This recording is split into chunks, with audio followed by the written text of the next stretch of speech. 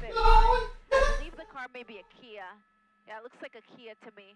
And you can see that significant damage to the front end, making that dramatic turn there. He just lost that front bumper, and now he's in a area where you've got, for the most part, homes on either side of the street. He's gonna go right past that car. Again, this is a residential area, so this is where things really get dangerous. People who are just walking around their neighborhood. He does appear to be slowing down, though, just a touch. Perhaps this is an area that is familiar to him, and he's just looking for a place to ditch the car and take off running. And here you go. That's exactly what is going on now. Two men out of the vehicle, wearing all masks. The driver is this man in the lead. He's giving it all he's got. He just went. Both men are sticking together. They are running into what looks like a home here, jumping another fence. They may not know yeah, ready for the bullshit. Oh, it's over already? What the fuck? They could easily go into one of these homes, but instead they're oh my god, yo. So where we're at Bro. is Los Angeles Street and Baldwin Park Boulevard. Oh, Jesus. God help me. If they're sticking together, no, it looks like let's do some guys. Going one way, driver going oh shit. The driver, though. And he's on Baldwin Park. Oh, get dog. Oh, get his ass. Yeah, get his ass. Here's the police. They're gonna get him first. This shit over already? I was in a bathtub. I was in a bathtub, man. I was soaking. Right outside of a home here. Oh my god, bro! I walked away for a second. It's over. County Sheriff's deputies with their guns drawn in the amazing. Of this driver. Yo, took off running and I'll say it over and over again. Chases are dead. Listening to the airship to see if they know where Chases are dead. Because they will want to take them both into custody. There's some people that try to fight it. No, it's not dead. The airship does in fact have the passenger rather. No, there's more chases than ever, Mel. No. Oh yeah. Chases are dead, bro.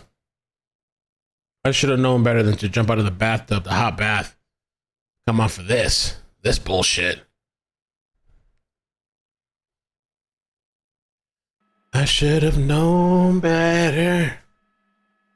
Oh, sled. Where's the other one? Sled. Damn, bro. They got the other guy. Oh, he's over there kicking his legs, having a tantrum. Rabbit, how you doing? I think copy that, Jack. Thank you to everyone who's been. Yeah, I was taking a hot bath. I was like just chilling, zenning out. But clearly it's been resolved. Damn. There's actually another active chase going on right now, northbound on the 5 okay. Freeway at Carmenita. That's going to be in the La Mirada area. Now that may actually be a pursuit that we were heading to a few minutes ago. Another chase. Let's do it. The San Juan Capistrano area, northbound on the 5 near Avery Parkway. The driver of that vehicle, it was a failure to yield. Let's take us for the ride. I'm down. Make my night. Apparently proceeded northbound on the 5 and is now on the way entering LA County. So we're going to head that way. Should just be a few minutes. I'll keep the shot up. You guys can watch as we truck along here currently in West Covina. Once again, James Pollard at the controls here of News Chopper 4. How's it about summer? In the back running the camera. We will be on this. Blair, what's up? Yeah, bro. We're going through the drought right now. The YouTube drought. Okay, so they're taking us for the ride. Another chase. I really wasn't going to come on tonight. Tomorrow, Maddie's graduation. Then I got a couple days. I was supposed to record some videos. 2 videos today, but I didn't record it. Sadly. Let's see what another chase is. We got another chase going, so let's see what's going on. I hope you guys are doing well, man. Yo, listen, don't fret. I know a lot of people have been asking me about YouTube and what's the next trial and all that stuff. We got stuff coming up. I don't really remember it exactly in my head. Did she cut off the feed? There we go. Oh, they cut it off. Damn. Let's see where they're going now. I feel like back in the day, they used to keep the live feed up. They take us for the ride and shit. They're not even taking us for the ride anymore. Oh, so ABC 3 minutes out. Okay, so we got another chase. Let's see. Let me pull up ABC. Back in the day, they used to take us for the ride, and we just, you know, see the scenery and stuff. Now, they just cut the feed now. Watch live. All right.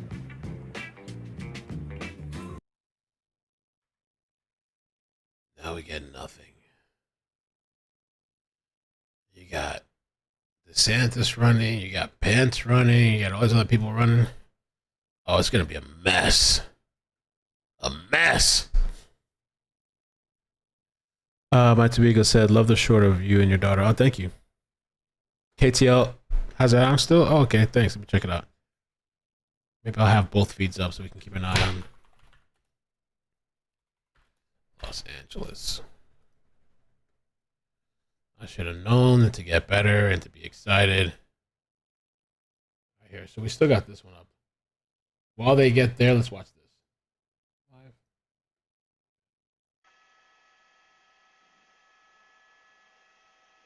Air 7 HD, 2 minutes out.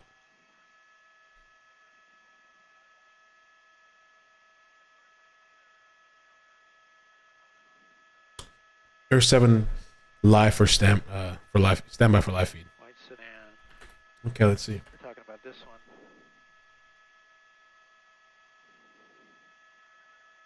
Come on. Becky Blaze, thank you so much for the super chat.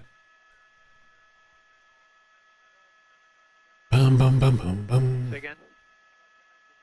Yeah, so there's a bunch of stuff coming up between, well, Friday we got this Kohlberger stuff I've been mentioning multiple times. Got Kohlberger on Friday. We have, which is going to be the Gonzalez family and the Associated Press. And then we have, I don't know if Sarah Boone's going to happen. And Kohlberger's in October. Yeah, we're really low on fuel. If we leave now, we can make it back to base. If not, we have another. Oh, that's another chase. We'd have to refuel in El Monte. Well, they're already out of fuel. Show Business is coming up too. That lady that cut the guy's ding dong off and I think decapitated him and did all kinds of shit. That one's coming up too. Or ABC, let's see.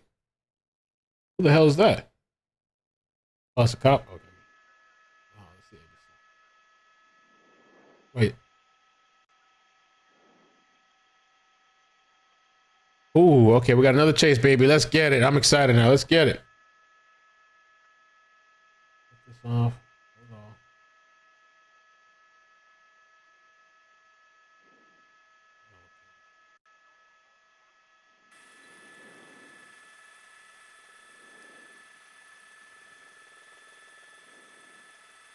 Thank you. I'm still hearing something now. What am I hearing? Copy that. Thank you. Yeah.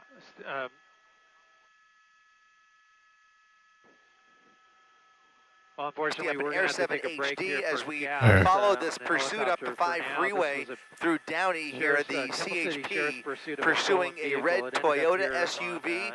Freeway's wide open for her. This all, or he or she. We really aren't sure, quite frankly, the gender of the driver. But in any event, started as a welfare check down in South Orange County. Okay, we got a chase now. Made their way all the way through Orange County, now into LA County.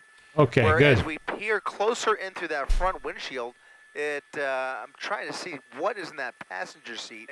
Hard to make out what that is, but you can see something in the passenger seat. In any case, you can see that vehicle traveling at about the speed limit, but refusing to pull over, with several units behind her, 3 CHP units right behind her at about 60 to 65 miles per hour. CHP trying to predict where she might be getting off. There's talk of spike strips being set up ahead of him. Was that a minivan or SUV? But right now it looks like they are hugging that number 2 lane, northbound 5 freeway.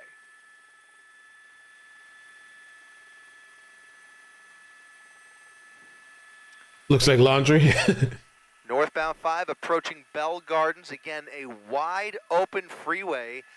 Very little traffic up and down the 5 as we made our way down here. So lots of space for them to work with here, and lots of space for that driver to speed up and hopefully use up as much fuel as possible. But in any event, you can see that that vehicle, it does look like a female driver. It does look like a female it's not going to last long. Behind the wheel again. Oh, no. It's a female driver? Oh, shit. This thing is a wrap. All right, I don't know. We'll see how long it lasts. The pursuit, and for some reason, she has refused to pull over. What do you mean by that? Oh, CHP shit. has continued this pursuit for the better part of the last Call it a day. 20 to 25 minutes or so, maybe even a little bit longer than that. Oh, it's a by Toyota now RAV? as she passes Oh. Paramount Boulevard. Oh. Ah, it's a wrap.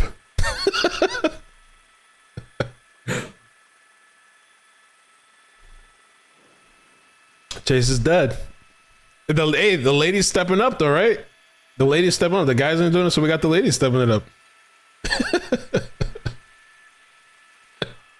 Holding steady in that number 2 lane, still doing about 60 to 65 miles per hour. Again, you can see that primary CHP SUV about 10 car lengths behind her, and then 2 additional units behind him. So 3 units all together as they continue this pursuit up the 5 freeway. The driver refusing to pull over, something in the passenger seat, and unclear whether anybody is in the back seat there.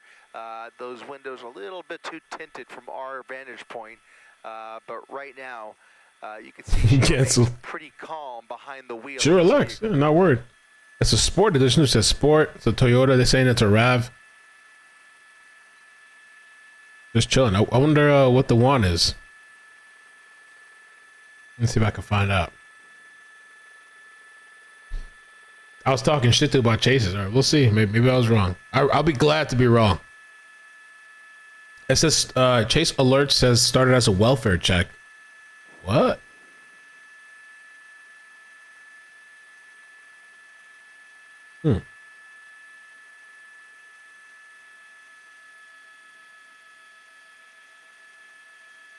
So far, that's all I see. Started as a welfare check. Dragonfly Lady, thank you for the membership. TT Cross, thank you for the 2-month membership. Waiting for a day someone has a flag calling you out. Once again, CHP Orange County units continuing this pursuit here into LA County, where LA County, East LA would be the next division here to have the option of taking this pursuit over. Again, that's how CHP does it. They hand this off division by division, station by station, as they head up the major arteries of the state of California and give each office the option of continuing the pursuit. The supervisor in charge can dedicate units to continue the pursuit, or they can hand it off, and then another watch commander will have the option of picking it up. But right now, it appears the East LA commander or supervisor is opting out of this pursuit. Oh, so come on with these people. if CHP continues this pursuit, or if they let her go. Again, it's unclear what crimes have been committed here, other than the evasion of law enforcement here and the refusal to pull over. But for now, it looks like those same 3 units are continuing northbound on the 5 freeway here. So we'll see if they hand this off, if they continue, or just turn around. Those are basically the 3 options. Hand it off, please. As the driver remains composed in that number 2 lane, northbound 5 freeway passing Atlantic. They need that police department last night that took care of it. What was it, Copenhagen or something? Copenhagen? Those people weren't playing. They were like Florida cops. These cops, they're ready to call it. This is like the most relaxed pursuit. Like usually they call it off because like, oh my God, this is dangerous. They're running through the red lights. They're driving in the opposite direction. This person's just going for a cruise, and they're like, yeah, we should call it. Let's call this. Like, what? Thank you. Wow, 50 Shades of Blue. Thank you so much. That's so kind of you. Thank you for gifting 10 memberships. On the Thank freeway? you. Well, this is worth jumping out the bath. For sure. I mean, hopefully this is interesting. Nobody gets hurt, but interesting. We'll see.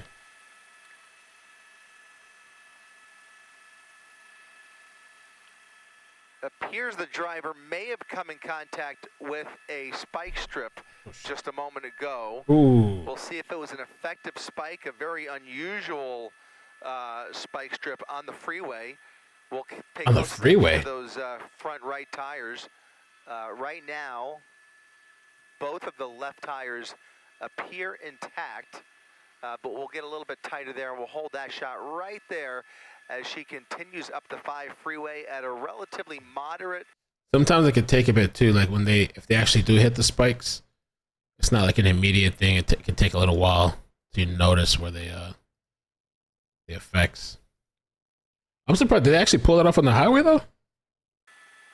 CHP still attempting to coordinate this as we get further into LA County here, closer to the East LA interchange.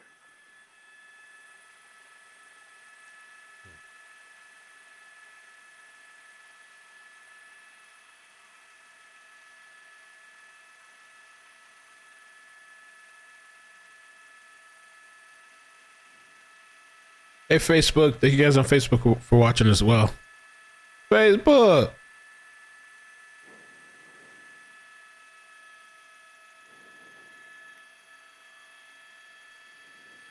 Hey, Facebook.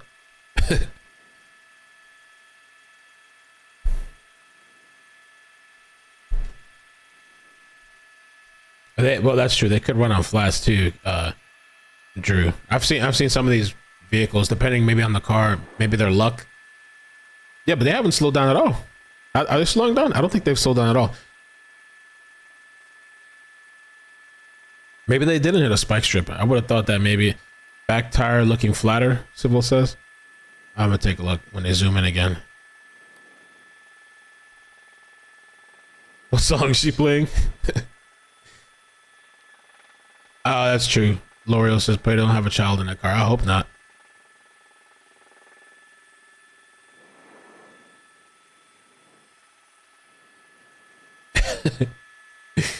Laundry bag in the front seat.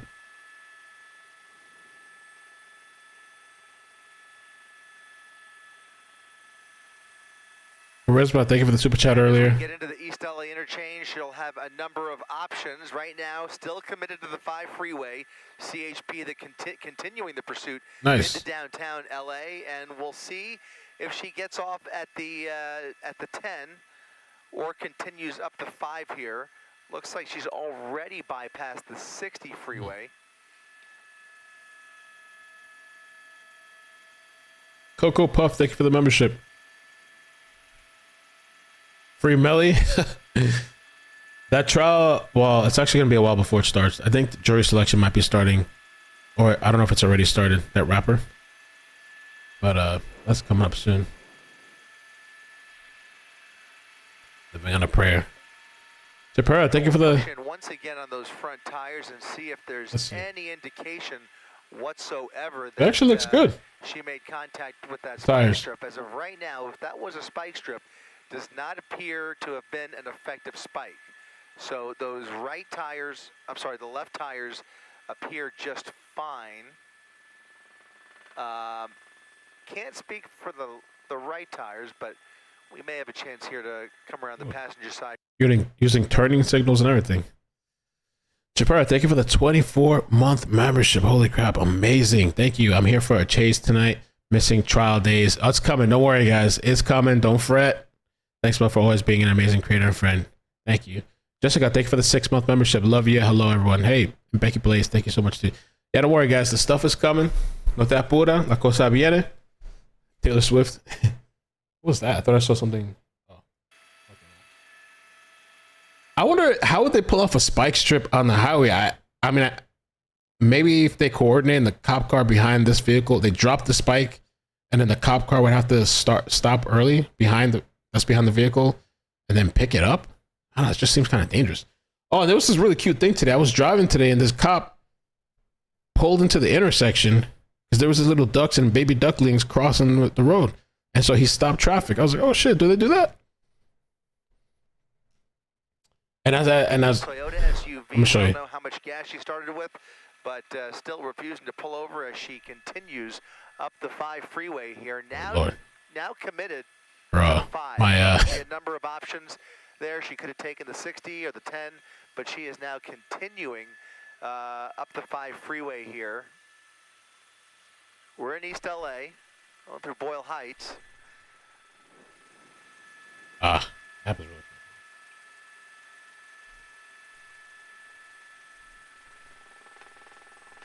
quick. The ducklings. Cop car stop.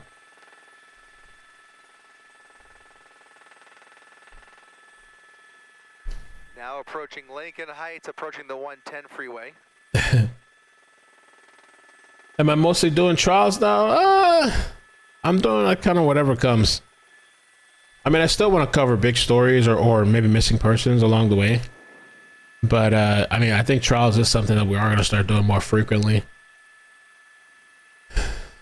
Yep, Nosy says, I want to see pee-pee. What? Vampy Flyer, thank you so much for the membership. If you guys could hit like before, thank you. It helps out the supposed algorithm. Yo, and nobody ever gets my notifications. Do you guys get my notifications? I feel like this shit's not working anymore. A lot of people are complaining to me. Did you get notifications? I feel like that's just not working. Hopefully the poll works. Roasted duck is yummy. I had duck. Did I have duck? Once, I think it was.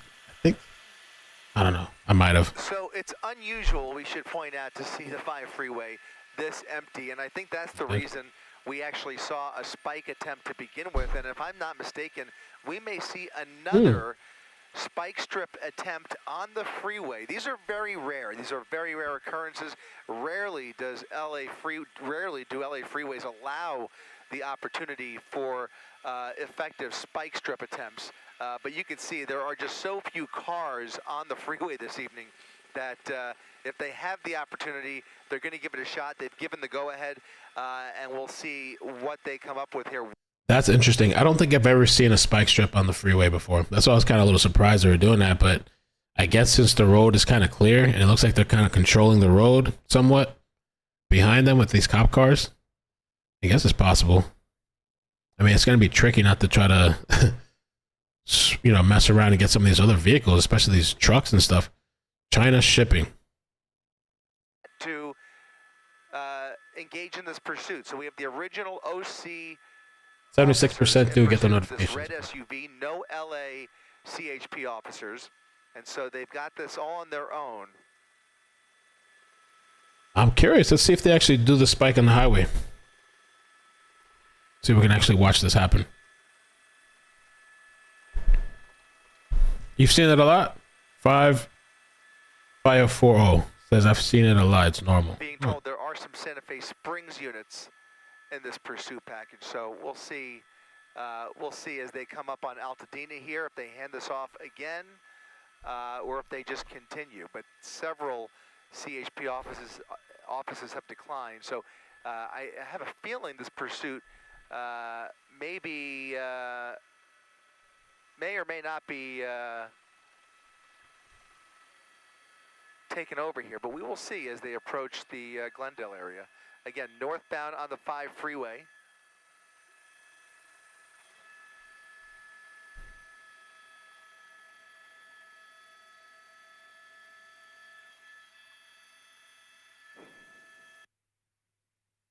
Okay, guess they muted. Let's see. Miss Dailies, thank you so much for the 5-month membership. It says, Mel, so appreciate your channel. Respecto. Thank you. Thank you. Is that ex-NFL football player? I heard it's kind of interesting, that trial. I was thinking at least doing the opening statements and seeing how it's interesting or whatever.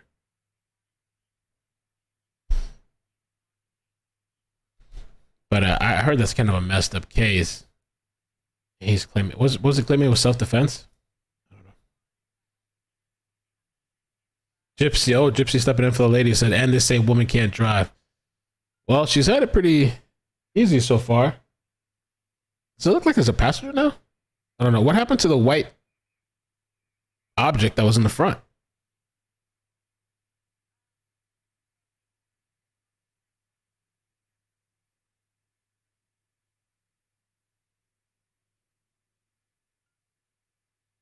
And then the thing is how they're going to pull off this spike strip. Now it's kind of getting a little bit more congested.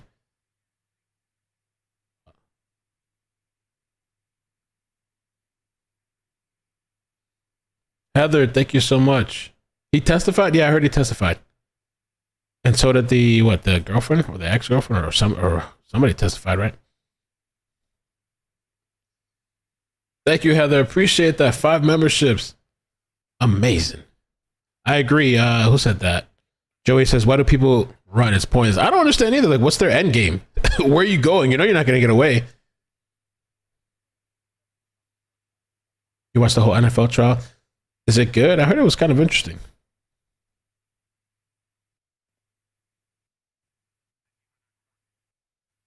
I mean, whatever that white thing was in the front, I don't see it there anymore.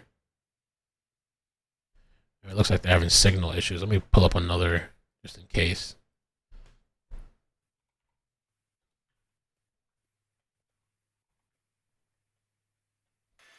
There we go. They're back now. Thank you. Pull up a backup in case. And we're back, just doing a little housekeeping up here on Air 7 HD. Once again, if you're just joining us live on abc7.com and our 24/7 streaming channels, Chris Christie up in Air 7 HD over a pursuit up the 5 freeway. Santa Fe Springs CHP, now the lead office, the primary office in pursuit of this red SUV with a female driver behind the wheel. Again, this all started in South Orange County in the San Juan Capistrano area. Started as a welfare check, and the driver basically fled. Wow. And has refused to pull over ever since, but basically driving at a relatively safe speed, doing right around the speed. Or maybe it is there, the white thing. 65 miles per hour the whole time, straight up the 5 freeway into LA County, through the East LA interchange, and now in Glendale as she continues to lead 3 CHP patrol officers on this pursuit on what is a basically empty 5 freeway. We saw one spike strip attempt on the freeway, a rare freeway spike attempt, and we may see another one here as she makes her way further north. Sunny D, thank you for the super chat. Since the Travis Rudolph trial is on verdict watch now. Oh, okay. The NFL trial is Travis Rudolph. That is like a messed up case. He took the stand, and so he took the stand too. That's interesting. I don't know if we should do highlights of that trial.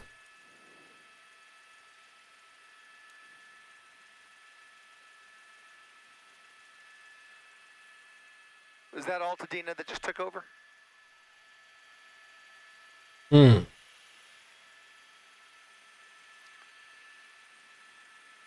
Damn, bro. So he said this chick went crazy. He said this would be so interesting to watch. Former NFL football player Travis Rudolph took the stand. She was beating on me, hitting on me, what she always do pretty much. He has been charged with shooting 2 men and killing 1 person near his Lake Park family home back in April 2021. She basically said that I did the bare minimum for her on Valentine's Day. That was like the biggest start of things going downhill. Damn.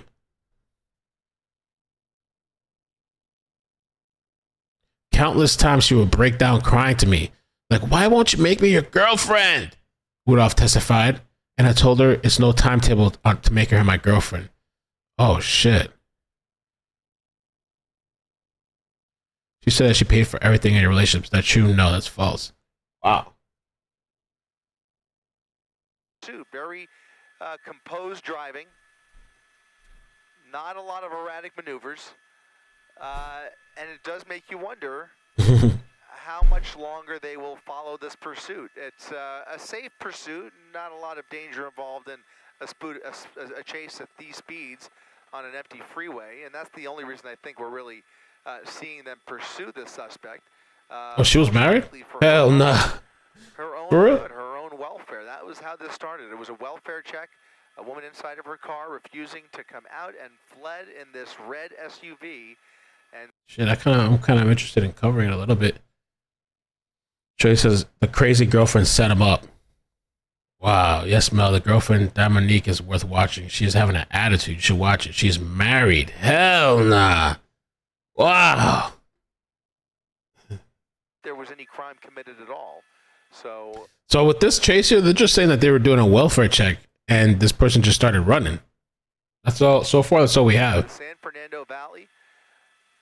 Making our way past Magnolia through Burbank. Coming up on Burbank Airport off the nose here, continuing that number 3 lane up the 5 freeway.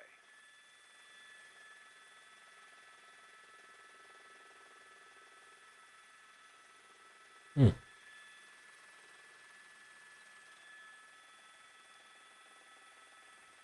Yeah, there's not. I don't see any other information besides they were doing a welfare check. Oh, so Harry Potter's beard said he was. Yep. Wasn't he cheating too? Oh shit. Oh.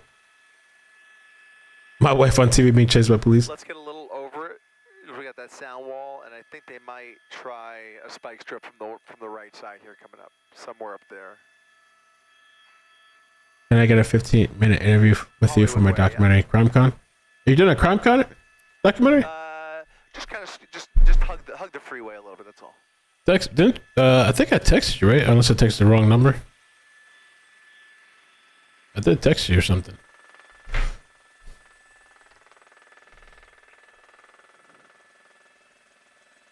CrimeCon. So this person's digging themselves into a hole by going over to the right side. I guess it's making it easier for them to put the spikes on the highway. It's kind of clear too. The road's clear.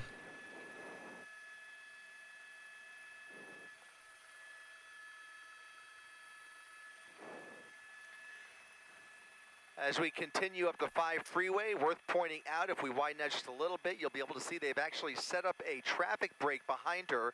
You've got 3 units behind her, and then a 4th unit actually keeping the rest of the traffic back behind them. So you can see all of that empty freeway. That is an empty freeway because they have created that traffic brake about a half mile behind her, and she has now made her way past Buena Vista Street. Again, still holding steady in that number 3 lane. 3 units behind her, additional CHP resources set up ahead of her. What's up, Blue? No, going to CrimeCon doing a separate documentary. Oh, well, I'll be there. Maybe I texted the wrong number or something. I don't know. I have to check again. Spike strip here in just a little bit. We'll keep an eye out for that coming up Let's see. in the next half mile or so. Maybe I must have typed in the wrong thing.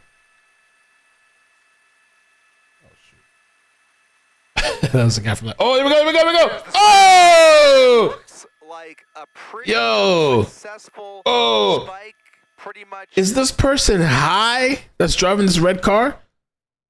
That shit, you could see it from a mile away. This person reacted so slowly and ran over the entire thing. It looked like all 4 wheels got on it. Wow! Spike toss, and you saw her try to evade. It was too late. She tried to switch over to that number 2 lane, but it looked like a pretty good spike. So we'll see. It almost looks like she's already slowing down. What's wrong? They did good. The cops did good. It does look like she's slowing down now, but about 30 miles per hour. Pasadena Airship with their night sun on now as they night sun. the California Highway Patrol.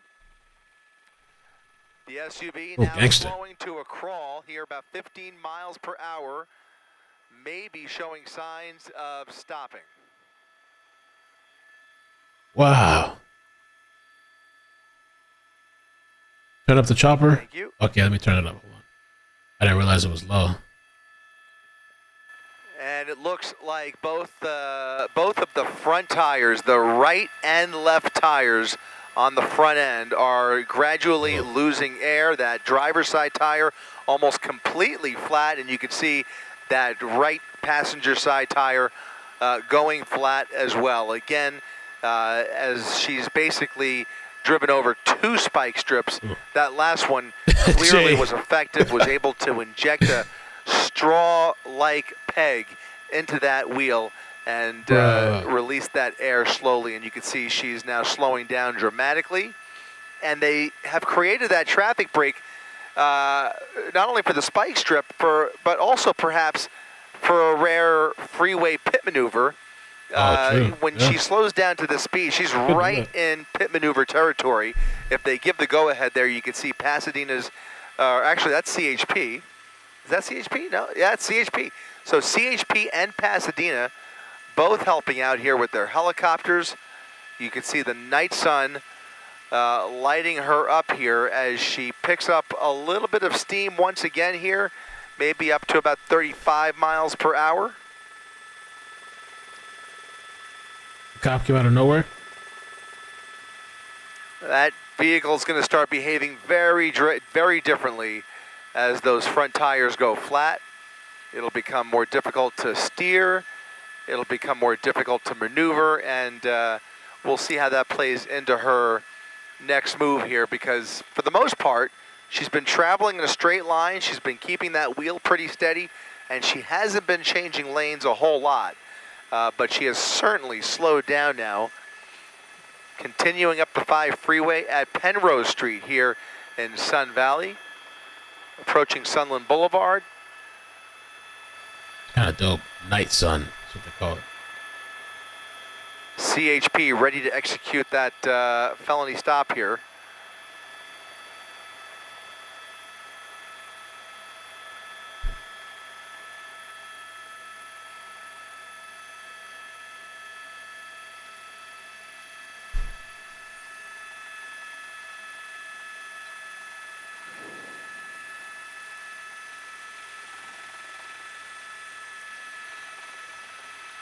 Yeah, that front tire.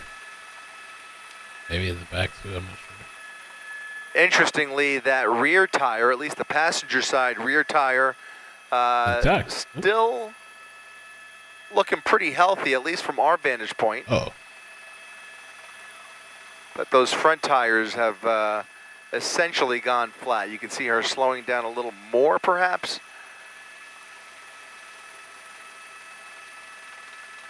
Night Sun.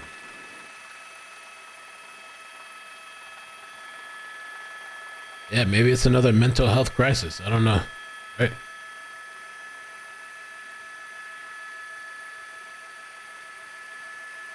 It's just one of those Magic AliExpress torches, right? No death.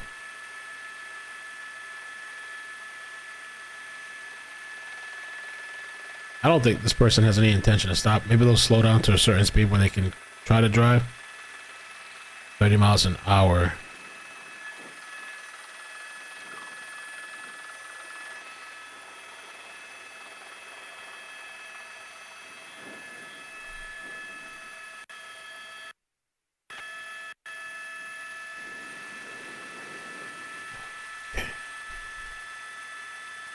She's persistent, yeah.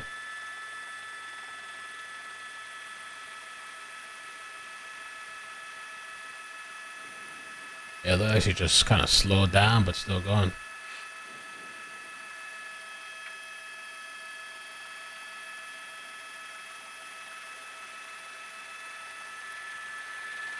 I guess they're not gonna pit. Continuing up the 5 freeway, still maintaining control of the vehicle in the number 2 lane there. 3 black and whites behind her.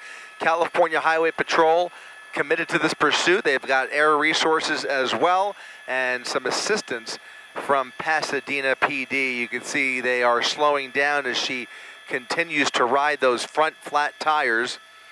Front flat tires, I should say.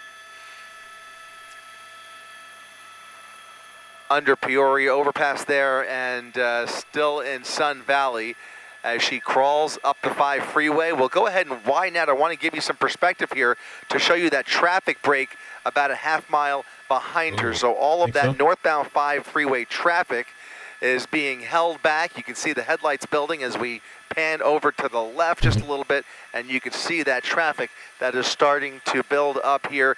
That's compliments of the California Highway Patrol, giving those units ahead of her some space to maneuver, set up for those spike strips, maybe even another one up ahead here, or perhaps give the go-ahead for a pit maneuver here. She's right in that sweet spot as she continues at about 30 miles per hour in that number 3 lane. I wonder if they have to worry about that vehicle rolling over or something if they pit it. I don't know. But they do seem like they have nice control of the traffic like they showed us a bit ago. Oh, yeah, check it out. Check it out. Boom. Can they do that again? I want to see that again. I wonder if he pretended he was just standing there and as the car... Oh, no, he got his ass. That shit was kind of quick.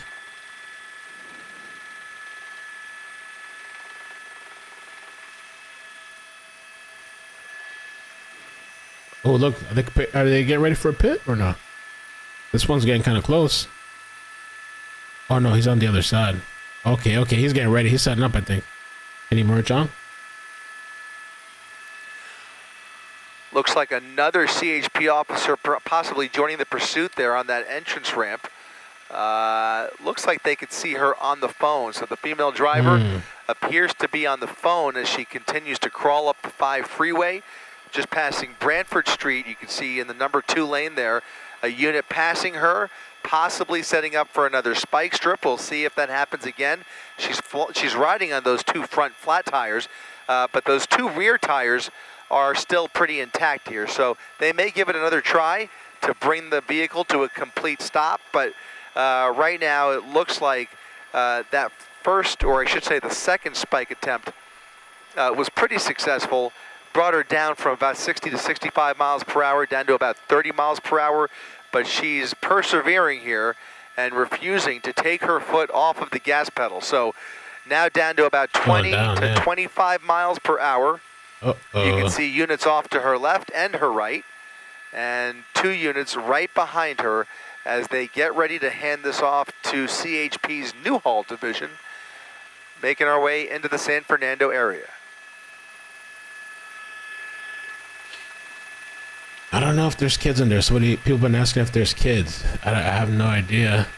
Maybe that would be a pit and now she's almost a reason not to pit maneuver. Almost come to a dead stop. Throw up the real-time speed tracker. You can see she's just crawling along here.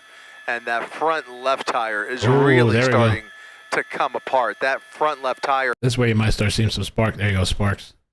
Are either the rim or the front fender. That fender's coming off.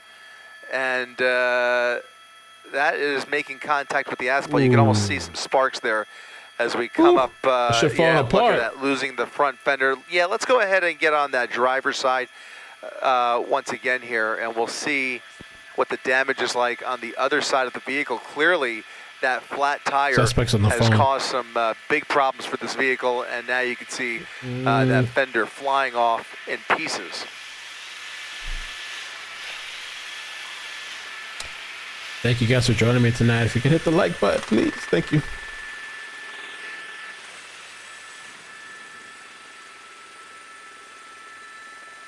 They're switching sides.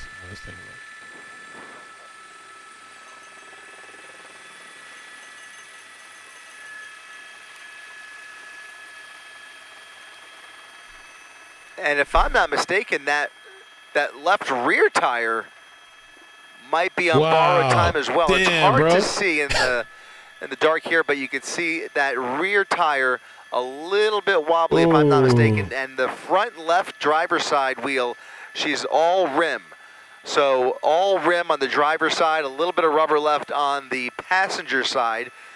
But that tire is pretty much flat as well. I don't know how much more time this vehicle is going to. It's not a good look for the RAV. The tire came off and like shredded the front of that panel of that car, or the side panel of that car. Damn. Maneuver the vehicle, basically holding steady still in that number 2 lane. Going off, I think. What is it? The front fender's gone. Not really. That front left tire's gone. Nothing but rim as she continues up the 5 freeway. Coming up on Pacoima. Again, as a result of this pursuit, the 5 freeway is essentially shut down. There is a solid traffic break behind her. And when we first joined you, there was about 3 units in this pursuit. That number has since doubled when you consider the units behind her as well as the units they are setting up ahead of her for these. The lady's coming for me. 2A Mama says, want to take back what you said about being born because it's a woman driving? Well, it's all right. It's not, I want to say it's like an exhilarating chase. It's all right. At least nobody's gotten hurt and whatever. I guess she seems determined. Who knows if there's a mental health aspect? I don't know. It's always a mental health thing, so God knows. I don't know. Grind to a halt. I'm going to say mental health. If something ever happens to me, like I get caught up in some shit, I'm just going to say mental health. I'll find some shit with the SM5 behind me.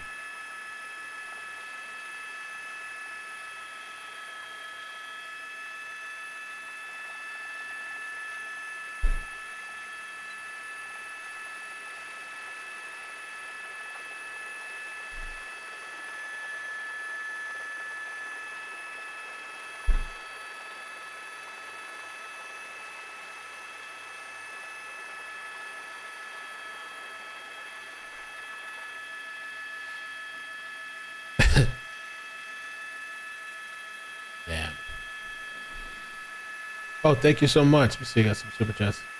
Kelly, thank you, Kelly, for the super chat. All right, the lady's coming through. Leave it to a lady to give a decent chase. Well, you know what? I'll give you that. But we really haven't had a chase. Distasteful. We really haven't had a chase, so the ladies gave us a chase.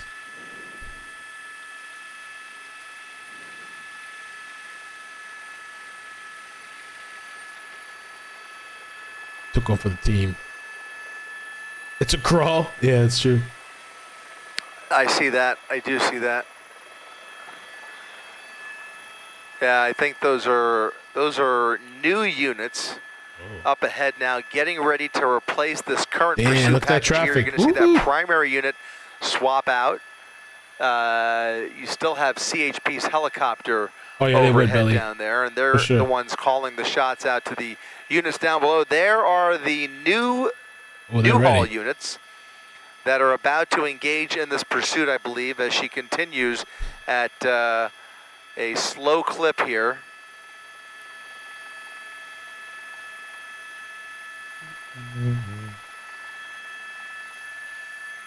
Coming up on the 118 freeway.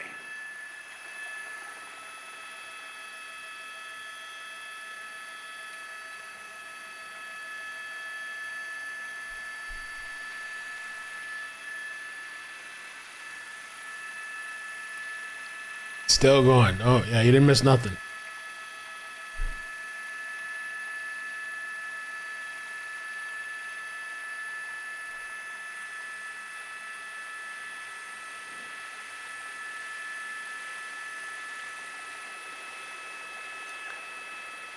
There's those additional units here. They are shutting down the entrance ramp. Was that another spike? Another spike attempt here. We'll see if those rear tires react. You can see that left rear looking pretty thin from my vantage point, but nonetheless, they've gone ahead and given the go-ahead for another spike strip attempt. We'll see if that has any effect, but she's basically probably going as fast as this vehicle is capable of, considering the condition of those wheels and tires. Dawkins, I don't know. I was thinking the same thing. I don't know why I kept thinking about like the Terminator. Dawkins says her car be looking like the Terminator. I had that thought in my mind too, the way that thing tore apart. Is she losing control? Speed whatsoever. I think it'll be close to impossible. Look, she's kind of swiveling a little bit. Have a lot of pavement to play with as she continues to crawl northbound on the 5 freeway. Damn. 1, 2, 3, 4, 5, 6, 7 units now behind her as Newhall, CHP's Newhall division gets ready to take over this pursuit. Determination. Dedication.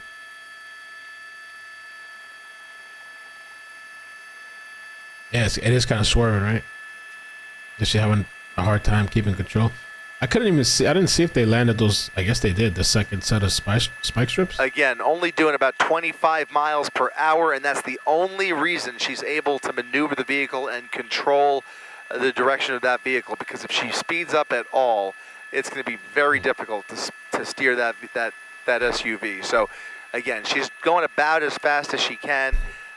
We have no idea how much gas she started with, but she is on borrowed time, to say the least. You can see just a simple lane change, and she starts to fishtail. So that's pretty much the extent of her speed right here, as long as she is on these flat tires and rims.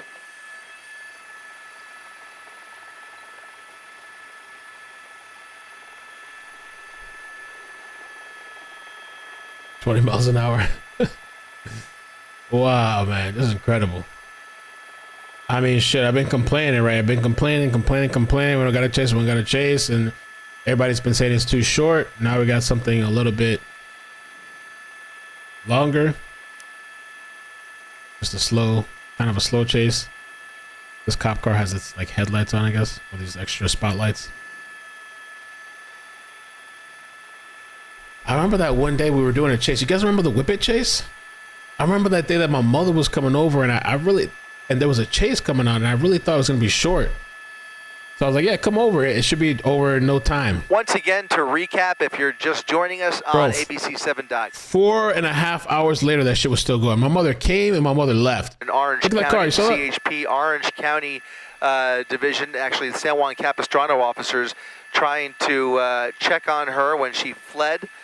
And the pursuit began northbound on the 5 freeway, and she has refused to pull over ever since. She was holding steady straight up the 5. At the tail end of rush hour, making her way into LA County with very light traffic all the way up through downtown LA and now into the San Fernando Valley, where this pursuit's been going on for more than an hour. And now a slow speed chase continuing up the 5 freeway with almost all 4 tires impacted by several spike strip attempts, tearing apart that driver's side tire completely. That front left tire is gone, so that's one rim, and then the front right tire is flat as well. And here comes the pit attempt, just barely fast enough as that CHP unit pulls right up along her right rear. This is weird. That's attempting to fishtail the vehicle and spin it around. So there's the pit, and now you can see that rim just spinning and grinding straight into the pavement of the 5 freeway here, and now the vehicle coming to a complete stop. This pursuit has halted here in Sylmar, northbound side of the 5 freeway. California Highway Patrol moving out of the way, getting rid of any crossfire risk here, and you can see 6 units now able to make that arrest. In the next few seconds here, they will instruct her to exit the vehicle. We'll see if she cooperates at all.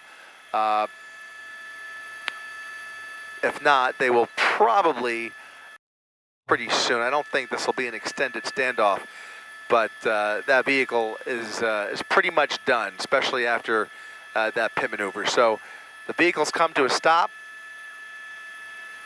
I think he did it the way he did it in hopes that I wasn't gonna like roll over the car or something. Cause it to spin out really bad. Her options are few. I don't think she's going to get very far, so it's in her best interest to cooperate and put her hands up. There's the canine. Oh, the canine, baby. I love it. He's ready to go. Just in case. Yeah, bring him out first. You can see those doors still closed. Yeah. Still closed, and no movement yet from that driver's side.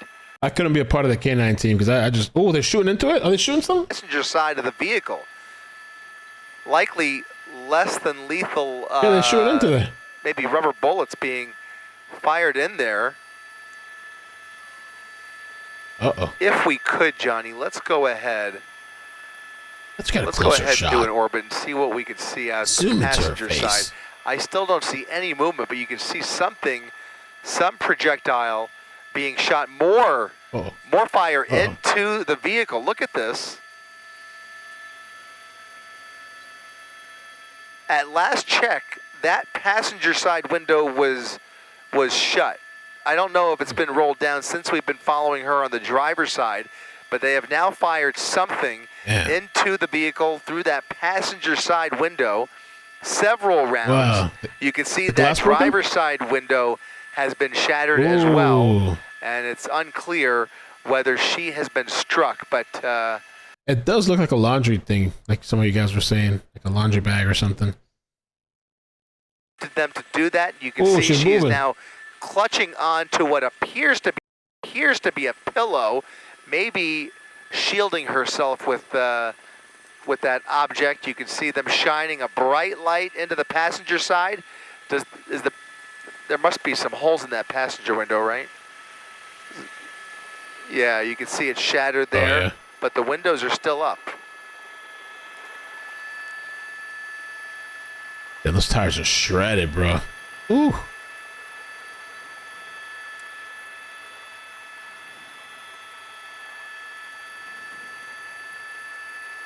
It could be a mental. She could really be having some sort of mental breakdown. Maybe that's why they did a.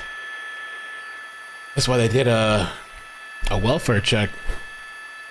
So once again, a successful pit maneuver here following several spike strip attempts. You can see all 4 tires blown out or flat, and the driver refusing to come out of the vehicle. So several shots of Let the canine something, go. some projectiles have been fired into the car, but the driver refusing to come out, appears to be clutching something, maybe a pillow. Oh, they're still shooting in there. More shots fired here. Look at this. The boys ain't playing. They get more aggressive. Look, Callie's getting more aggressive lately.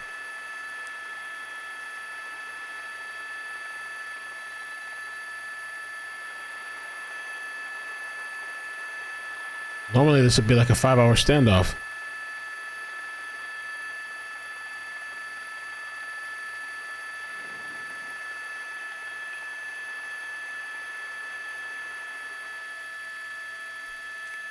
Can't help but notice that they fired those projectiles into the rear of the vehicle, the rear passenger window. We don't know if there's anybody in the passenger seat at all, if there's anybody in the back seat, I should say, because we've only been able to see the front seat during this pursuit, but something has been projected into the rear back seats.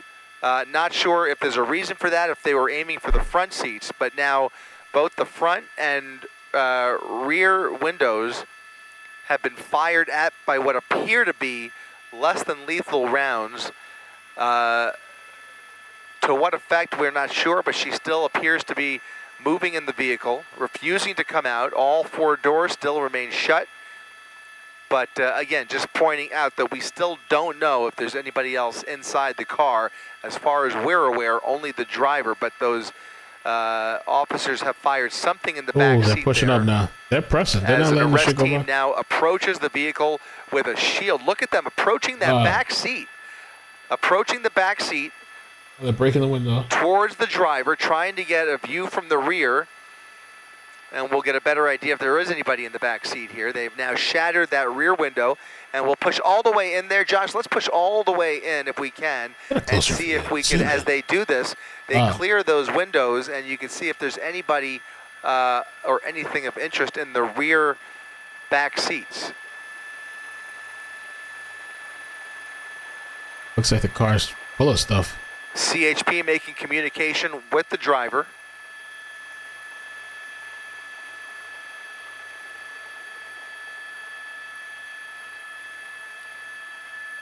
And I'm not sure which agency those other 2 officers are with. That officer in the tan there, that is the California Highway Patrol.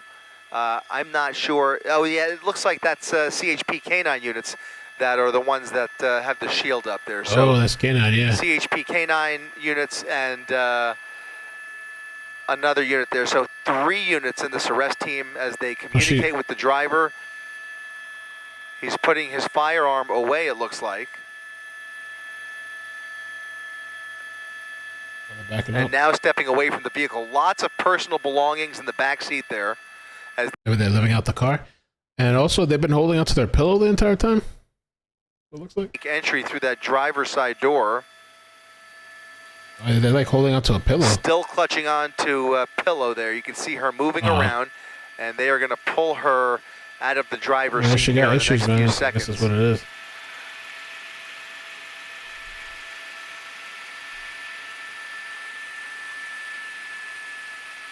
We must point out that we have no idea what the mental state is of this driver. She does not appear to be a threat. Just judging from the body language of these CHP officers, the driver in this pursuit does not appear to pose a threat, but they are trying to unbuckle her and extract her from the vehicle to figure out why she refused to pull over. Again, this all started as a welfare check, and other than that, we don't have any information regarding any crimes that have been committed, other than the fact that she has led the California Highway Patrol on a 50-mile chase or more up the 5 freeway from Orange. The canine guy with the shield ain't playing. He got that gun, the non-lethal, I guess, pointed at her through the windshield. Side of the 5 freeway. Oh, he put it away now. So they pulled her out?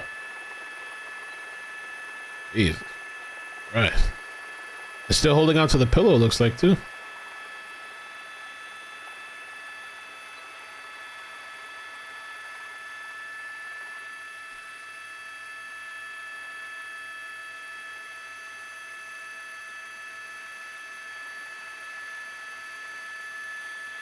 Let's go ahead and push in there, Josh.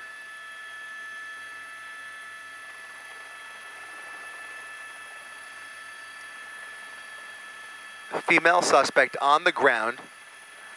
Oh, they now being restrained by those California Highway Patrol officers. Threw that pillow in there. And it does appear the vehicle is clear, so nobody else inside the vehicle. They are giving the code 4. They have taken the only person in that vehicle out, and she is putting up a little bit of a struggle.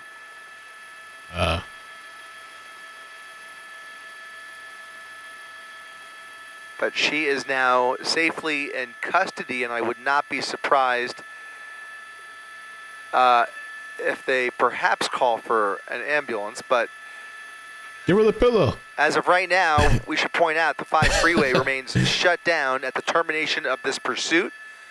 Shut down in Sylmar here with traffic building up as far back as the 101 here. So a lengthy traffic jam here in the San Fernando Valley. The 5 freeway all jammed up as you make your way north into the San Fernando Valley from downtown LA.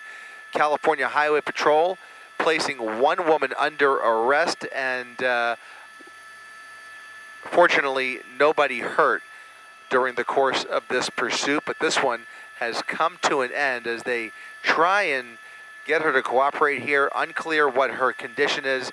As I mentioned, in all likelihood they will call for an ambulance here.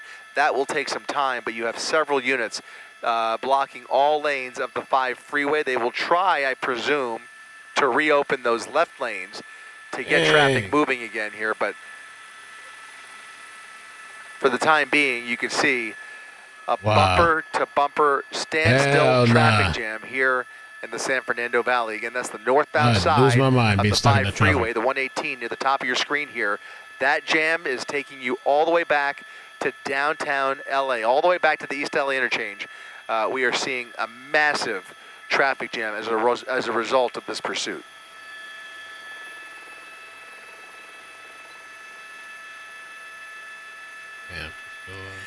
That'll do it for our coverage from up here in Air 7 HD. Of course, tune into Eyewitness News at 11 o'clock for the latest on this pursuit termination and the highlights, as well as the rest of the day's news. For now, I'm Chris Christie up in Air 7 HD. We will see you on the next one. I want to show you guys one more thing before we head out. There was this burglar or a bandit that robbed a store with a box on his head in Florida, apparently. Flossie sent me this. I'm going to show you guys that real quick after they take off the camera. Yeah, she could be on drugs. Could be drugs. 50. Yeah. Baker Act? Probably, yeah. I don't know if they call it Baker Act over there too, but yeah, she don't want to get in the vehicle. Come on, bro. They cut the camera right there. Come on, man. Is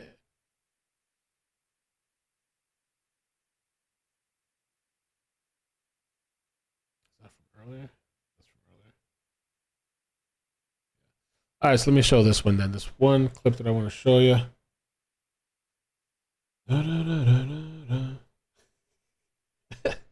The guy from last night. Rah. School bus chase. Surveillance video shows box-wearing bandit allegedly burglarizing Florida grocery store. Police allege the man stole over $30,000 in cash. Wow. Amazing.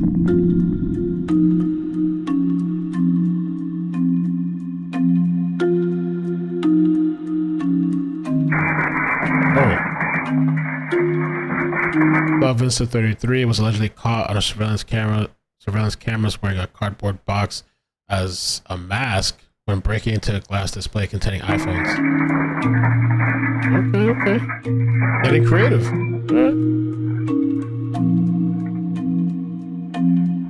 They can't see the shape of your head. Well, they know his name, I guess. Police estimate the total value stolen $30,000 with over $2,000 worth of vandalism damage. The suspect apparently did not cut eye holes into his mask, complicating the theft, ultimately contributing to his demise. Oh no. Oh,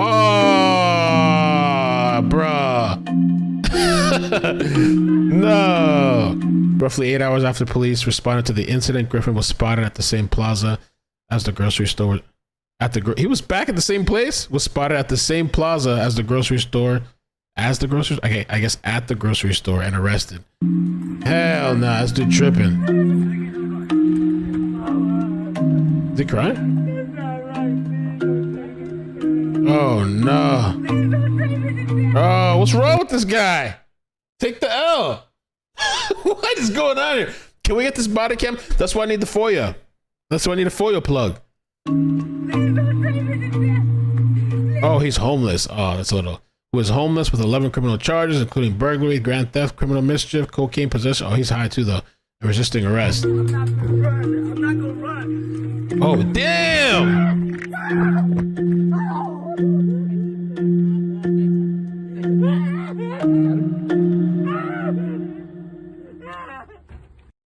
Wow. It does seem that in this case, Amazing. Amazing. I would love to see like the whole version of that. Like cocaine, right? Coke is a hell of a drug. Let me see if there's anything else on this guy. Damn, why does he go back to the same place? I guess he's homeless, so.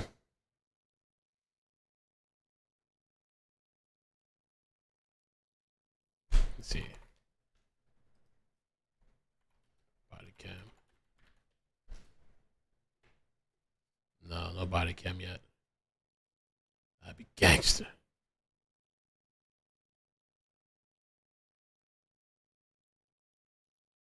Florida man robs store while wearing box.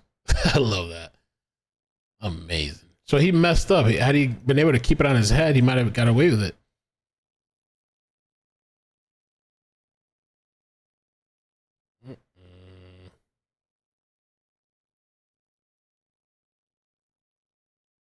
Hell nah, bro.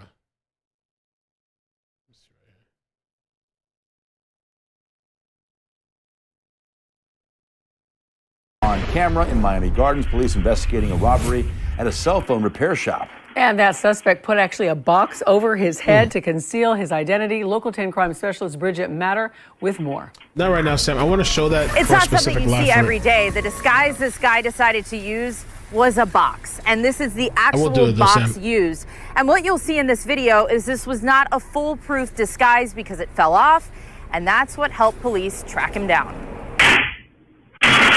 This guy is using an old-fashioned cardboard box to conceal his identity during a smash and grab. After breaking the glass counter, he stuffs his bag with merchandise from a cell phone repair kiosk in Miami Gardens.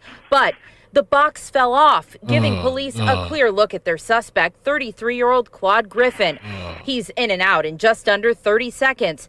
We talked to the owner of the business, Jeremias Berganza.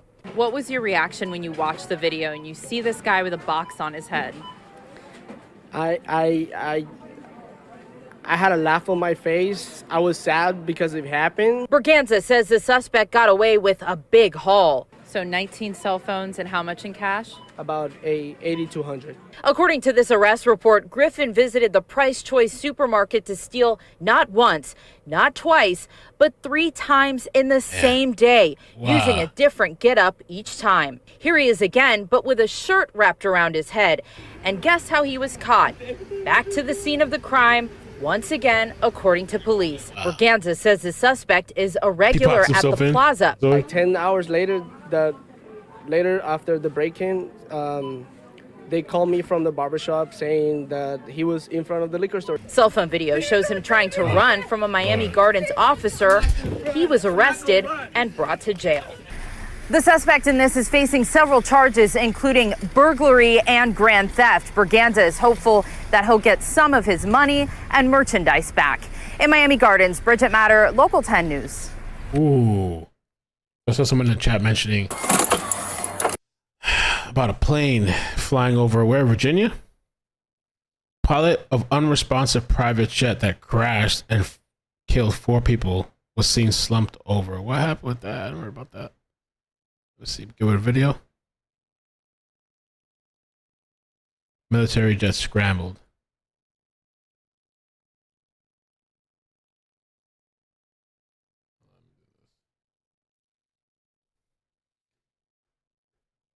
Oh, of course. Thank you. Simple Life Days. Thank you. What a personable show. Thanks for the entertainment. No problem. Thanks. Yeah, we came kind of last minute, jumped out for the chase. Let's see, I'm just kind of curious what's going on with this. That shook the ground and frightened residents across the Washington, D.C. area on Sunday. The military scrambled 6 F-16 fighter jets to intercept an unresponsive plane that had entered restricted airspace over the nation's capital. President Biden was not at the White House at the time. The small plane eventually crashed in a rural wooded area in Western Virginia. NTSB investigators are on the scene, but they say it could take several days to collect all the evidence. 4 people were killed. CBS News has learned the victims included 49-year-old Adina Azarian, her 2-year-old daughter, their nanny, and the pilot. The U.S. Capitol complex was placed on an elevated alert. CBS's Jeff Begays will start us off tonight from near the crash site in Greenville, Virginia. Good evening, Jeff. What happened? And Nora, we're getting new information tonight from the FAA. FAA officials tell us that air traffic controllers lost contact with that small plane about 14 minutes into the flight. That flight came to an end here. You see this hilly terrain behind me. You can imagine how treacherous it is for investigators who are out here trying to sift through the wreckage. But getting to the wreckage is a problem all unto itself. The wreckage is about 1.5 miles out, but it takes about 3.5 hours to hike there. Yeah. From above, a large crater scars the terrain where the Cessna plane crashed. Oh, his voice. Today, the NTSB was at the scene looking for evidence. Basically, everything is on the table until we slowly and methodically remove different components and elements that'll be relevant for this safety investigation. The plane took off in Tennessee. Over here it says Virginia plane crash. U.S. fighter jets saw pilot slumped over during mid-air interception before deadly crash. So something happened to the pilot? Yesterday afternoon, flying to Long Island, New York at 34,000 feet where it made a U-turn. A half hour later, 6 F-16 fighter jets intercepted the plane as it illegally breached Washington's airspace, crashing minutes later. National Guard fighter on guard. If you hear this transmission, contact us on 121.5. The pilot did not respond to repeated calls from air traffic controllers and flares from the fighter jets. CBS News has learned that one of the F-16 pilots saw the Cessna pilot slumped over and unresponsive. Oh, The wow. sonic boom of the jets breaking the sound barrier startled millions around the Capitol. Robert Sumwald, a former chairman of the NTSB, says the plane's cabin may have lost pressure. The pilots become hypoxic, meaning, of course, lack of oxygen. They fall asleep, as do the passengers. And then, Oh, I've heard of shit like that happening. There was did you guys ever watch? There's a really good Netflix series that came out recently on that flight. What is it? The Malaysian flight? Malaysia 370. And one of the theories the guy had come up with, but I don't think it was really plausible. But it was the whole thing of like them personally stopping the air, or I forgot what they did. Removing the air pressure, I forgot what they call it now. The cabin air pressure. And that would cause everybody to like fall asleep or something. And everybody like die in their sleep. So Robert Sumwald, a former chairman of the NTSB, says the plane's cabin may have lost pressure. the pilots become hypoxic, meaning, of course, lack of oxygen. They fall asleep, as do the passengers. And then they, because of lack of oxygen, they perish. John Rumpel, who owned the plane, said that his daughter, Adina Azarian, along with her 2-year-old, her nanny, and the pilot were on the plane. On Facebook, Barbara Rumpel posted a photo and wrote about losing her daughter and depressurization, lack of oxygen. Granddaughter, saying, quote, "My family is gone." The primary objective now for investigators is trying to figure out why that plane went off course. Of course, in investigations like this, the NTSB relies on black boxes the voice data recorder. But they're not sure whether this plane had one. It wasn't required to have one. Also, the NTSB says it should have a report later on this month as it tries to figure out what went wrong. Nora. So many questions. Yeah, serious story, but like weird. I don't know what the voice. Maybe it's a condition or something. I always was kind of cracking me up at one time on a different thing. I remember. What did I do? Oh, I care when I start touching buttons. I remember during the Alec Murdaugh case, there was this lady that had this voice machine on her face. We did a meme though. They replaced her face with my face, but she had this thing in her face, and she used to use this in the court. And I remember because we used to laugh about it all the time. It was kind of really funny because I didn't know what this was at first. And one of my friends one day texted me, and she was like, "Oh, somebody said that she's blind, and so like you're gonna get canceled. Be careful." And I was like, "This lady's not blind, man." But for a second, I kind of worried. I was like, "Oh fuck, she's not blind. That's just the device that they sometimes use. You can clearly see that she can see." But for a second, I kind of paused. I was like, "Oh shit! Like maybe she actually does have something wrong. That's why she's talking into that thing." That's just I forgot what they call that thing, but they talk into it instead of typing out for transcripts. They actually talk. Maybe they type a little bit too, but yeah. But that plane crash thing, that shit is that's creepy. That is very creepy, man. That's scary that could happen.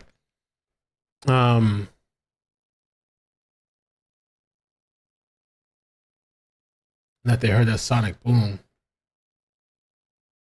Says Virginia plane crash. U.S. fighter jets saw pilot slumped over during mid-air interception before deadly crash. So that could definitely be like a that could be a maybe a sign of what could have went wrong. Slumped over. Let's see if they got some. A Fox News alert: 4 people are dead after a private plane on this Monday morning, resulting in a deafening.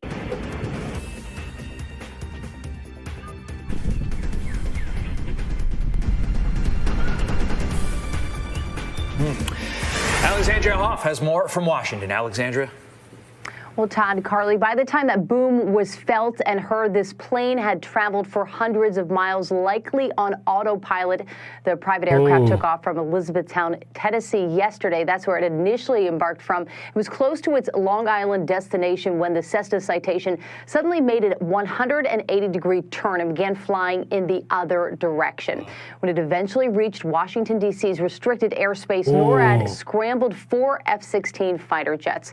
Permission had been granted to fly at supersonic speed, and that is what caused the sonic boom. That's kind of dope. That's kind of dope. So they reacted quickly. I guess it went to some sort of autopilot thing, and this plane flies into restricted airspace. And I'm surprised they actually took action. I'm a little shocked that these people took action, but okay. And they turned on their sonic boom shit, and they just went boosh. Got there quick. Boom. In a statement, NORAD wrote the civilian aircraft was intercepted at approximately 3:20 p.m. Eastern Time. The pilot was unresponsive, and the Cessna subsequently crashed near the George Washington National Forest in Virginia. NORAD attempted to establish contact with the pilot until the aircraft crashed. Man. Virginia State Police. That is so eerie, man. So I guess they're able to get into I guess they can communicate through the radio stuff. And I guess there's nothing you can do, right? When you're in that kind of, I don't know if they're dead. Do they die like that when the air pressure is gone? Hypoxia is just deprivation, like oxygen deprived? Hypoxia, low levels of dissolved oxygen. It causes symptoms like confusion, restlessness, difficulty breathing, rapid heart rate, and bluish skin. So how long? Hypoxia, how long to die? It probably depends, but severe oxygen deprivation can cause life-threatening problems, including coma and seizures. After 10 minutes without oxygen, brain death occurs. Brain death means there's no brain activity. A person needs life support measures like mechanical ventilator to help them breathe and stay alive. It says about at the 5-minute. Brain damage can begin within a minute or two of total oxygen deprivation. At the 5-minute mark, death of brain cells and severe brain damage that accompanies it becomes inevitable, most people will die within 10 minutes of total oxygen deprivation. Those in poor health will die sooner. Damn. Police then later followed up stating this.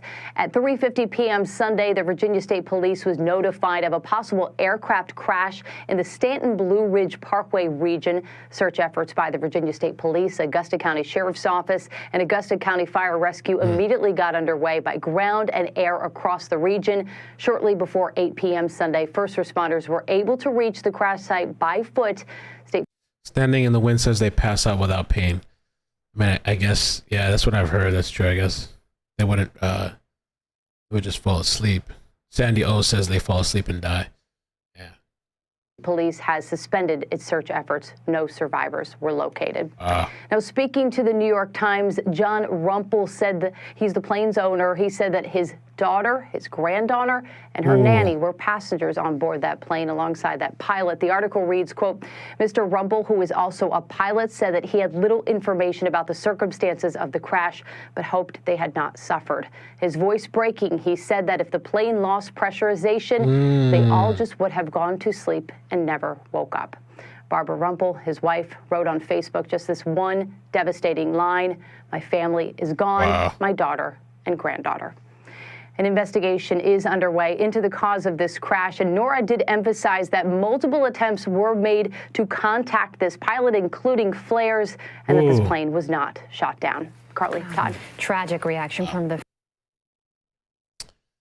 That is crazy.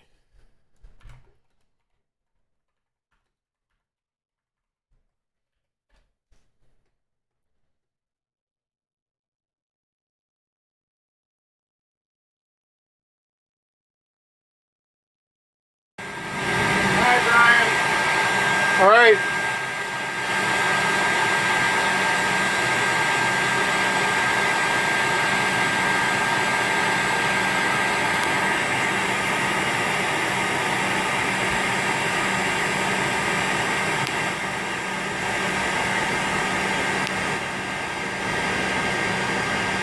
Oh, shit. Oh. Rapid cabin depressurization.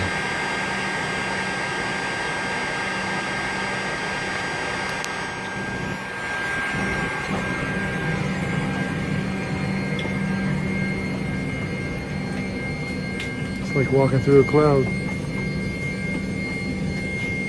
Literally.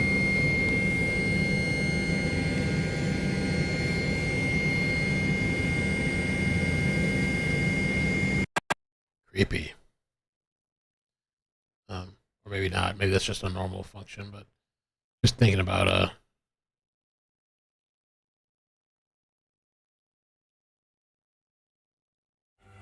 Now, if you can imagine it, as you go deeper and deeper down your hole into the center of the Earth, there's more and more air.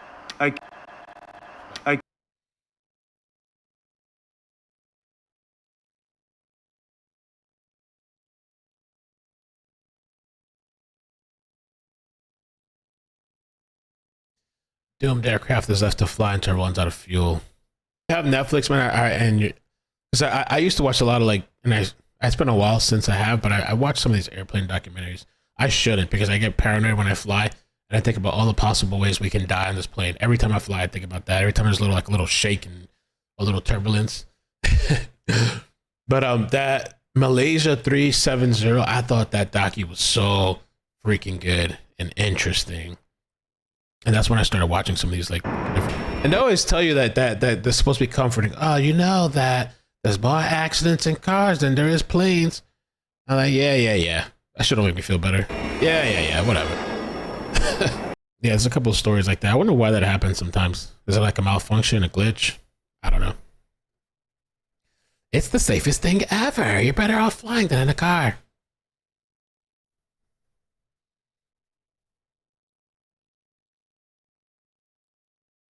Oh, okay. I have to say what exactly why it's fallen. I think they would rather fall in pieces than crash in civilian areas. All right. Oh, Bermuda Triangle is kind of interesting too. Maven, how you doing? I had to read depositions regarding Value Jet. Really? Still have nightmares. Value Jet.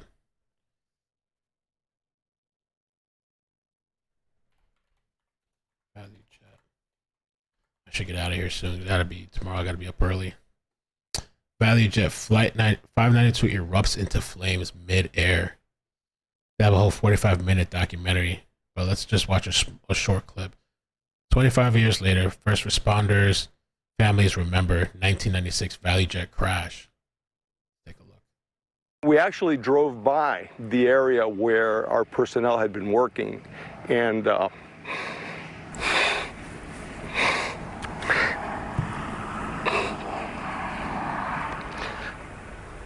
tomorrow marks 25 years since Value Jet Flight 592 crashed in the Everglades, killing all on board. Lives were forever changed that day, and the pain of their tragic day remains. We will always remember. Tonight, NBC6's Willard Shepard takes us back with those who lived through it. When Willie Alvarez walks through the memorial for the 110 people killed in the Value Jet crash, it's like he never left. It's a trauma that I think we all carry. The former Miami-Dade firefighter vividly remembers the moment first responders halted their work. They were standing at attention as the families drove by, paying their respects. And what I hope to do this May 11th on the 25th anniversary was once again have our people come out here and pay our respects for the families. Early evening, May 11th, 1996. We were live on TV. Okay, Michael, before you leave us, we see the two helicopters there. Ari Adzer confirming the worst fears. Fire officials are telling us there are no signs of survivors. The plane took off from Miami to Atlanta, but about 10 minutes later, it plunged into the Everglades after oxygen canisters ignited a fire in the cargo bay. It's depressing when you realize there were 110 people on that airplane, and their lives just ended. Mike Gast and Danny Yano were police divers. My first impression was how sad the whole circumstance was. These photos show the search to find anything that could be given to families. Well, the tough things were some of the items. Found a teddy bear and things like that. And that made it tough. We lost 4 of our searchers because the minute they saw that teddy bear sitting out there in the crash site, they just, I'm done. I'm not going to do this anymore. Joyce Rilla Braswell Simonton was on board heading back home to Atlanta. We were all at her home. Simonton's granddaughter, Christian Grissom, remembers the moment her dad got the devastating news on the phone. And I remember my dad tossing the phone across the room, and that's how I knew as a little 7-year-old little girl that something bad had happened. My mom was a wonderful lady. Simonton's son says he was able to recover her pocketbook and her clothes. It's something different to deal with when you don't actually have a body. Willie Alvarez was with the families when first responders paid their respects. We actually drove by the area where our personnel had been working, and a moment this son still remembers 25 years later. And to see the rescue workers and the first responders, the way they treated us, that just took it away from us. To see how much they actually cared. We reached out to the then husband of the female captain flying the aircraft. He sent a message through a friend saying on the 25th anniversary, it was simply too difficult to go back and relive what happened here behind me, and he chose not to speak to us. In the Florida Everglades, Willard Shepard, NBC6 News. Yeah, that was really sad. Yeah, I haven't heard of that before. So they said an oxygen canister. Oof. Miss Mojo Rising, thank you for the super chat, says my friend was a co-pilot of Payne Stewart's flight. there's a whole 42-minute video on YouTube about that. But let me see. Unresponsive plane that crashed after flying. There's a bunch of these plane crashes, yo. Oh, it's safer. Nothing's gonna happen. Let's see.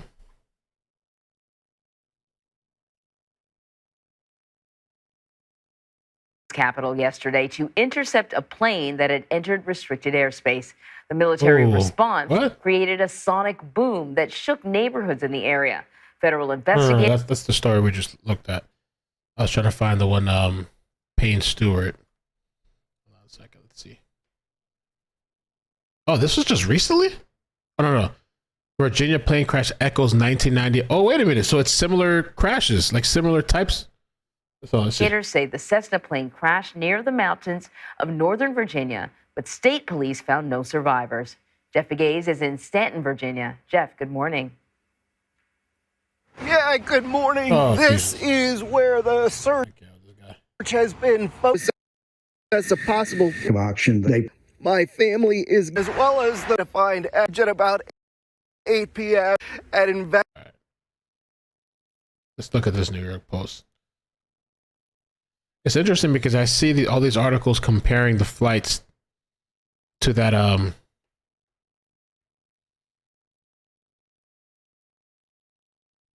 I saw somebody says too, leaving the Cessna to become what is known in aviation circles as a ghost plane. Oh, I saw somebody say in the chat. The tragedy was chillingly reminiscent of the October 25th, 1999 crash involving a Learjet 35A that lost cabin air pressure and flew aimlessly across the U.S. with famed PGA golfer Payne Stewart aboard. Stewart with three other passengers and the two pilots were killed when the plane crashed in South Dakota pasture. It remains unclear what caused the twin-engine Cessna Citation V involved in Sunday's crash to make a U-turn over the Long Island as it was headed to MacArthur Airport. For some reason, the jet turned toward Virginia, where it eventually crashed in a rural area, killing all 4 people.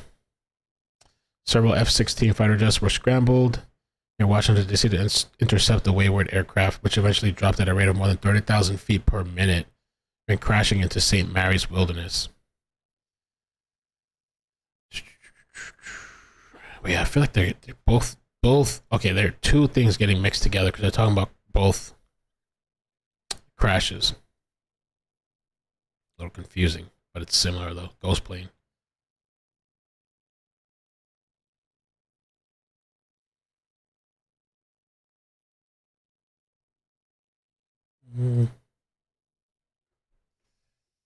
The pilot passed out. Autopilot. Damn.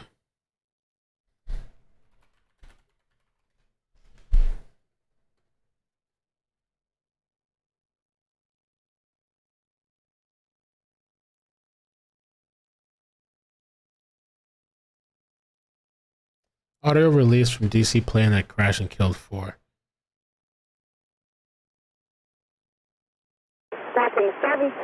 Is this the one we just... Yeah.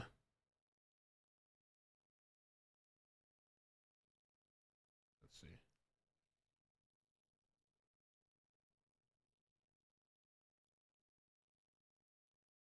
Aircraft tracking 7275. This is an armed air defense fighter on guard. Contact us immediately. Audio captures the tense moments as several F-16 pilots desperately try to contact a Cessna pilot. That pilot was not responding and flying in restricted airspace near the nation's capital on Sunday afternoon. Experts believe the pilot and passengers were passed out from a lack of oxygen. The plane crashed in a rural mountainous area in Virginia. All 4 people on board were killed. Damn, bro.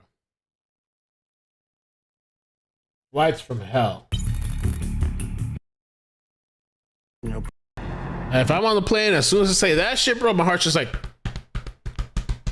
My shit's just beating yourself on the news live from the outside. They're talking about the survival chances that you have while you're watching this shit. Oh my God, bro. And the fact that you have to wait. How long does it take? Probably a couple hours?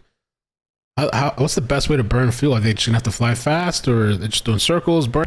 Air traffic control contacted the Which, by the way, this LAX airport, I think it's like an embarrassment to airports. The 2 times that I've been there, I was like, wow, this airport is really shitty. Yo, I mean, I was so surprised what a shitty airport this was. And I'm comparing it to like Fort Lauderdale. Like not even like a huge, I mean, maybe compared to some of the other ones. I was surprised. My experiences there, I was just kind of surprised. I don't even know if it's ventilated. I couldn't tell if they had AC in there or not. It was so hot and muggy. And like all their restaurants close early too, like at 9 p.m. or some shit. They just turn off the lights on you. I had some interesting experiences there. They just cut the lights off on your ass. You have to like bounce from restaurant to restaurant, maybe 9 or 10. You have to bounce. I was pretty sure it was like 9. You have to bounce around from like restaurant to restaurant to like, there was one place that this guy told me they just cut off the lights on them while they were all sitting like eating and drinking and shit. What do you think your ETA is now? We're down to Bingo Field now at this time, Scott. I feel like when I'm at this airport in LAX, it reminds me of like when I was in the Dominican Republic and I was at the airport. Like amazing. I don't know. The last time I think it was the last time that I was flying back from Cali to Florida. The flight, something happened, man. There was like some sort of delay, and like they were like they have to change the plane. There was this lady because we were all standing in line. We're all like annoyed and tired. I think I had one drink at that point, and then the flight just kept getting delayed and delayed. And then at one point they're like, "Oh, we got to change the plane out. There's something wrong with the plane or something, and we got to change out and get a whole nother plane." Because we were waiting for a while. They were trying to do something, and then they're just like, "We got to change the plane out." And so this one lady, she's talking to me, and she's like, "Oh shit, nah, man, I think this is a sign." And I'm looking at her like, "What do you mean?" She's like, "I think this is a sign. Like we're not meant to get on this flight. Maybe we shouldn't get on this flight." And I'm like, "Oh fuck, bro." I was like, "Maybe it's a sign, man. Like maybe I don't know." Like so, I started thinking, but I just I bounced around to a couple different places, restaurants, just to kill time, you know. And I don't know if I have that picture of these people passed out. So a couple of us were like bouncing around from restaurant to restaurant. I was gonna get on the flight regardless. I wasn't gonna like let myself. Let me see, airport, LAX, airport. But you know what happened? I don't even think I saw that lady come back. I think that lady truly didn't take that flight. I think she saw that shit as like a sign or an omen or something and got the fuck out of there. But that shit kind of cracks me up to this day. Like, I think it's a sign. But that's actually kind of what I was thinking in my head. Airport. There we go. Los Angeles. Okay, here it is. And so I remember we were bouncing around from place to place. I was talking to some people, and one of the people that had told me they had got the lights, they just shut off the lights in one place. And I remember places were closing down. It was like 9 going on 10 maybe. They were everything was shutting down, all these restaurants. I'm like, what? All these stores and stuff. But there was these people, like this couple, I guess they drank too much. You know, it's Florida people going back to Florida. So these people were passed out right there on the floor from alcohol. Like, because people were trying to like wake them up. They would not wake up. At the very, very end is when like they finally got up. You could tell they were like lit. It's like, oh, that's some Florida shit. So when I was at the bar, killing time.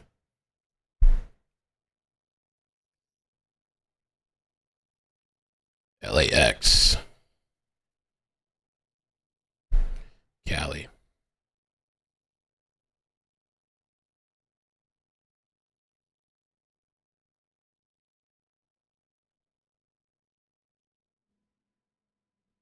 Oh, my speakers is on.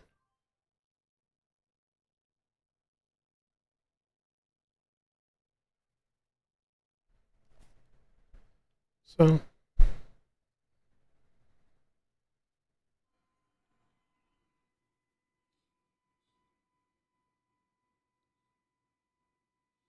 all right, hi.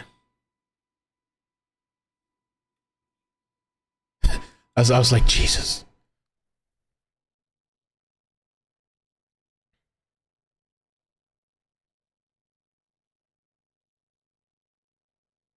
Flying high in the sky.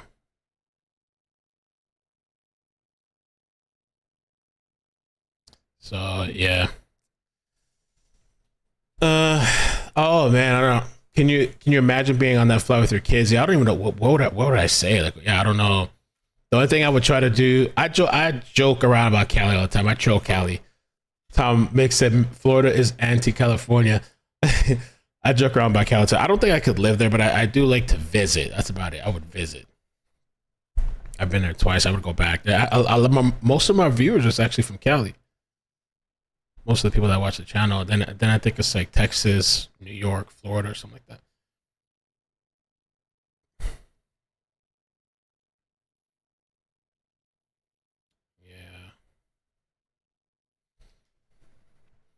So anyway, I guess I'm gonna head out.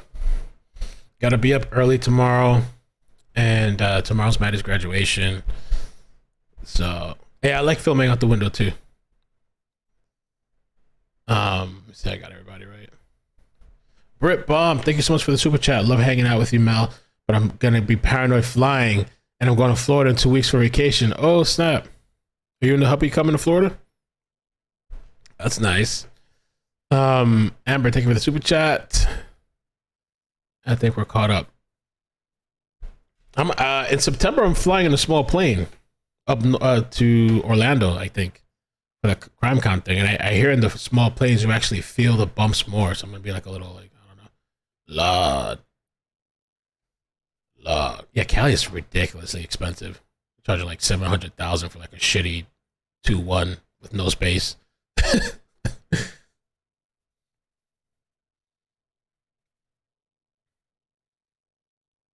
Every time I hear that bang, oh, is it like the computer? I think someone is in Mel's place with him. No, I'm actually solo tonight. For a couple nights, actually.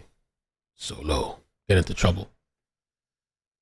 Yeah, I'm excited for CrimeCon. I gotta look for my plane ticket, because I bought everything already. The tickets and the plane tickets and everything, the hotel. I'm gonna be staying at the hotel that's right there at CrimeCon. It's like a pretty nice hotel. So I'm probably gonna be, I don't know, I think the events are like in the afternoon or something. I don't know anything about it. So the official host for the hotel is the World Center Marriott.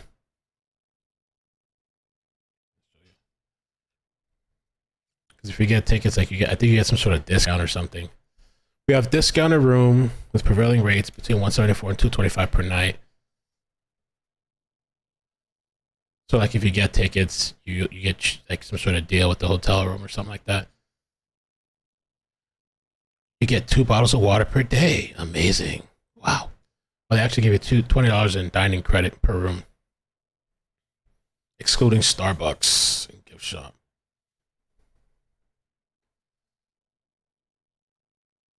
This shit sold out. CrimeCon Orlando. I think this pool has like a, let me see, like a bar too. I think after the event, like after the day's over or some shit, I'm gonna go hang out by the pool. I think one night though, they have a night event. If you buy a certain ticket. That's a highly rated hotel too.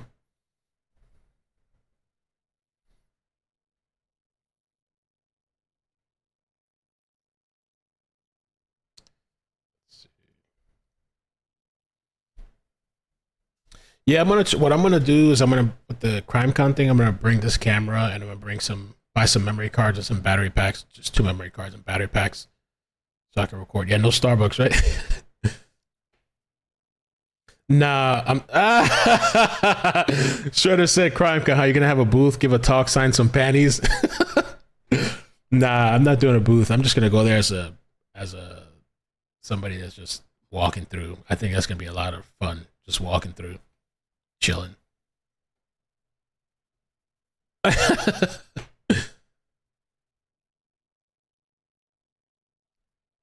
I'm not gonna be presenting anything. I'm just chilling. I'm a consumer. I'm just gonna have fun. I don't have no kind of obligations. And I think it would be cool to just meet people. I think Cheeks is going. I know Katrina. I'm gonna see Katrina over there. I think a couple of people told me that they're actually going out there. So I'm gonna probably run into some subscribers. So meet Nancy. Yeah, I'm not presenting anything. I'm just a regular person walking in there. Gonna have fun. So, all right, I'm gonna head out of here, man. You guys have a good night. Thank you so much for joining me. Buenas noches. Hit the like button on the way out. Subscribe. And peace. Bloop, bloop.